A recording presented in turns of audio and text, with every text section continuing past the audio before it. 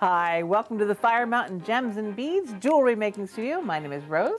Today we're going to make this beautiful pearl and peridot bracelet.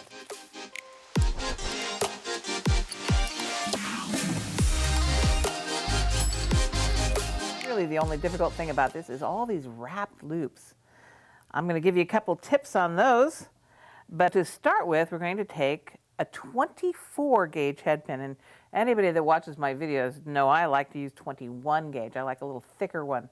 But the fact is, these little peridots and these little pearls have very small holes. So you need to use a 24 gauge head pin for this. And because it's a 24 gauge head pin, I also want to do wrapped loops because I find 24 gauge with a simple loop just a little weak. So I'm going to do all wrapped loops, and you get to see how to do them. It's all good. So first thing, get that peridot on there. And I already double checked these. There are some of these peridots that the hole is so small, they won't even go on this 24 gauge head pin. So test them to make sure you've got the ones that are going to work. I wanted to, just like in my finished bracelet, I want a fairly long neck on my wrap loop, a lot of wraps, because I thought that made really pretty dangles, very feminine looking. So the step to take is to make a 90-degree bend where I want it to be. Now, I'm going to eyeball this. You may choose to measure this, especially if you haven't been doing a lot of eyeballing like I have. Because if every single stem is the same length, you get a more professional look. So I want to have room for about 5 wraps. So that's where I'm going to put mine. What is that? About 4 millimeters? That's where I've got that. And it doesn't really matter as long as they're all the same. And we're going to do 20, right? 20 of these peridots in a wrap loop. So I've made a 90-degree bend. And now I'm going to use my round nose pliers for my loop. And again, I want them all to be the same. And I'm going to eyeball it. But another good idea is to put a little black mark right where you're going to make your wrapped loop every single time. So all your loops will be the same size. So if I put a little black mark right there, and I always put my wire over that black mark, all of my loops will be the same size. So I've made my semicircle over the top. I had it in the upper jaw. I'm going to put this into the lower jaw now. Finish the wrap. Go all the way around so that stem is pointing away from me. And now I do the wrapping part. Make sure this is secure on my pliers. Don't squeeze too hard because you could actually literally squeeze your wire in half. But I'm going to use my other pair of chain nose pliers, and I'm starting to wrap. And each wrap goes right below the wrap before, so it looks like a coil or a spring. And I count these as I go. I'm at 4, 4, 5, 5. And that's what I wanted. I wanted 5 wraps. So that was good eyeballing. But like I say, you may choose to measure and use your Sharpie marker. If you ever get Sharpie marker on the wire and you can still see it, just use alcohol to take it off. And then I'm going to get in there with my nippers as close as I possibly can and nip off that little spare piece of wire. That is not flying into the cameraman's eyes. That's going to go over here. Now you'll see, if you can see really super close there, there is still a little tab sticking out there, a little piece of wire. That can catch on your sweater. I hate that. So here's my trick for that piece of wire is crimping pliers. These are designed to smash crimps at the ends of stringing materials. But I'm going to use them to round off that little extra piece of wire that's sticking out.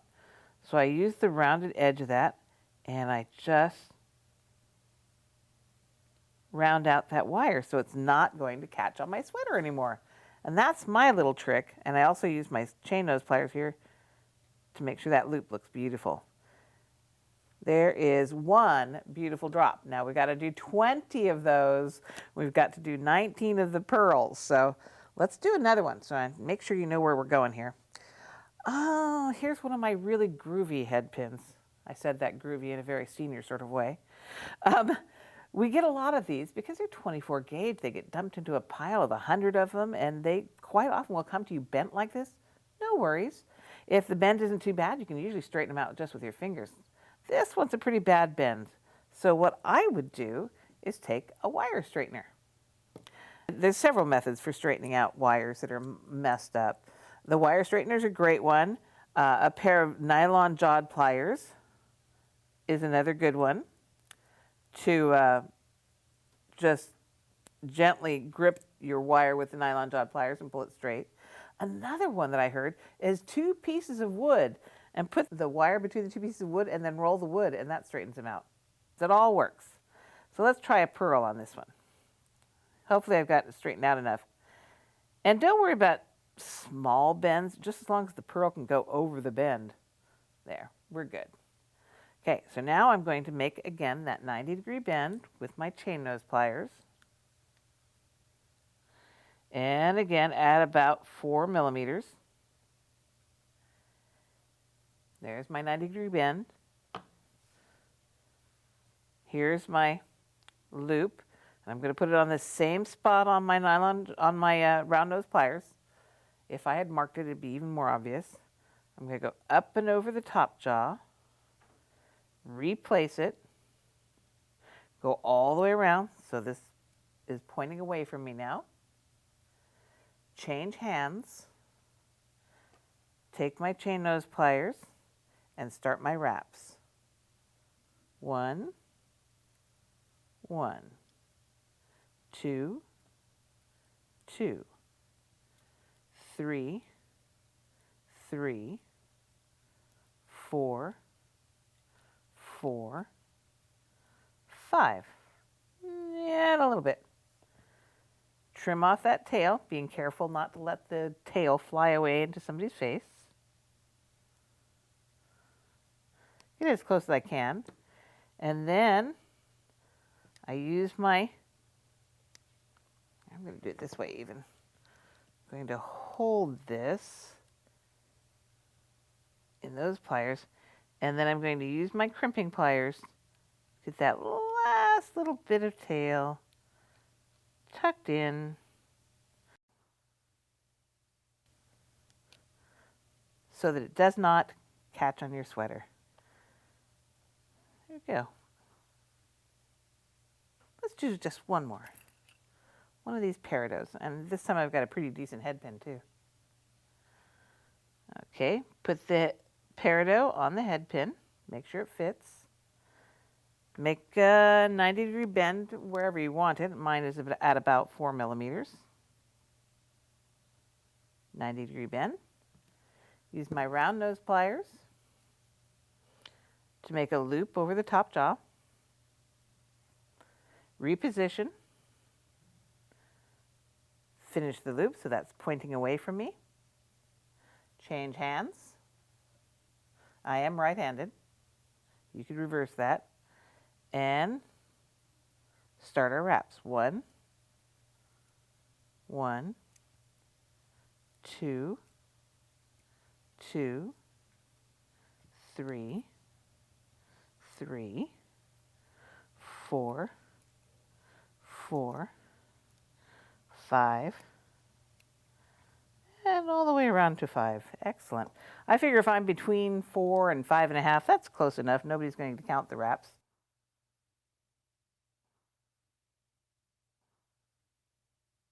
Cut off that excess. Make sure it doesn't fly out and get anybody.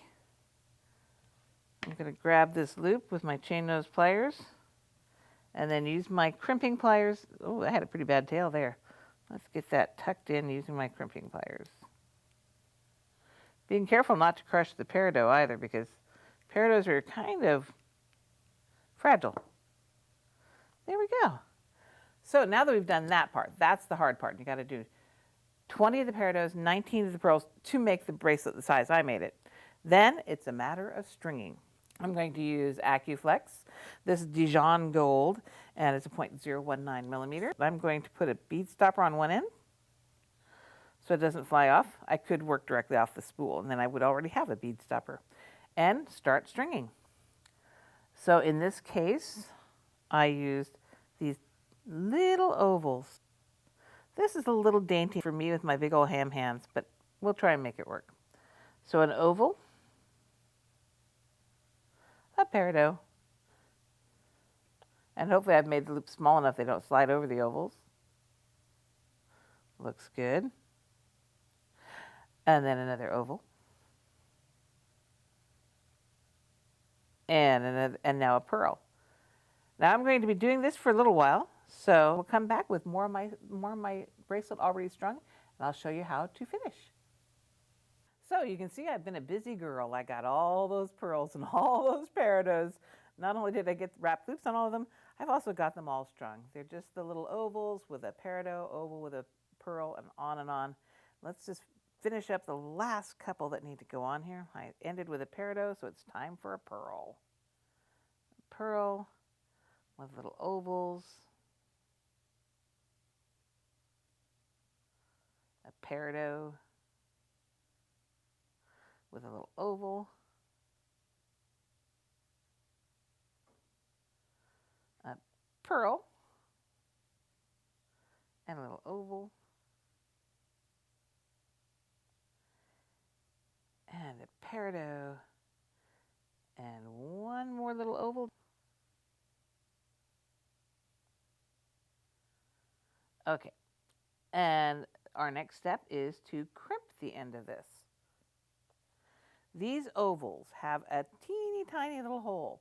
Now normally when I crimp I would put the tail back through all these beads. I can't. The hole is so small I can't put AccuFlex through there twice, so I have to cut these off flush. So I'll put in on a crimp bead. This is a gold-filled crimp bead.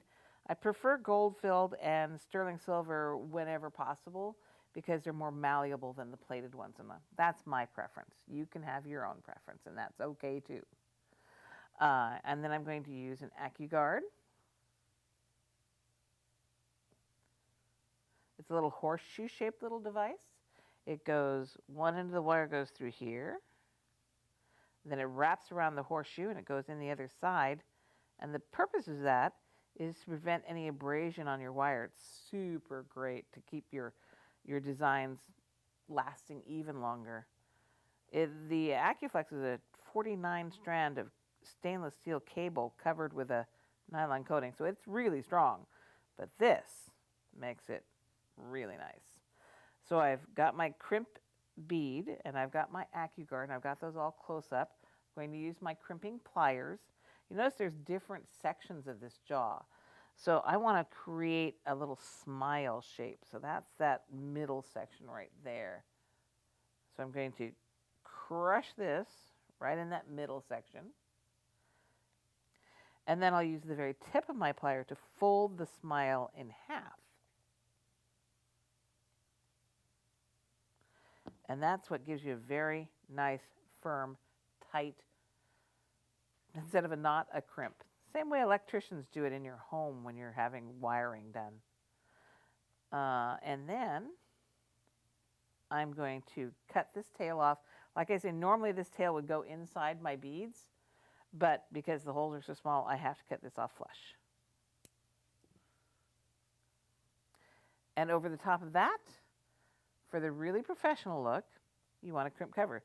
Crimp beads are not particularly attractive. They're small and they're not very noticeable, but by adding a crimp cover, you just make them that much more professional looking and nice. So this crimp cover is kind of like a bead with a split in it. We put that split over our crimp bead, and using a pair of chain nose pliers is my favorite. Some people like to use the crimp pliers to do this. Just squeeze that little gap closed. And I have to massage it a little bit. There's a little bit of a crack there, and I give it a little push here, and a little push there, and a little push over up on the top corner. I get it massaged closed so you can hardly see a crack at all. Okay, push all of these down to there. And there's the end we just finished. We need to do the same thing on the other end. So I'm going to pull all of this tight. We don't want gap-oses in our bracelet, but we don't want it so tight that it can't move either. So there's sort of a happy medium in there. So tight, but not so tight that everything kinks up. So I'm using my crimp pliers again. I'm going to use my middle notch to get me that smile shape. Squeeze. The end notch to fold that smile in half. Then I can trim off this excess wire. Ta-da! And a crimp cover.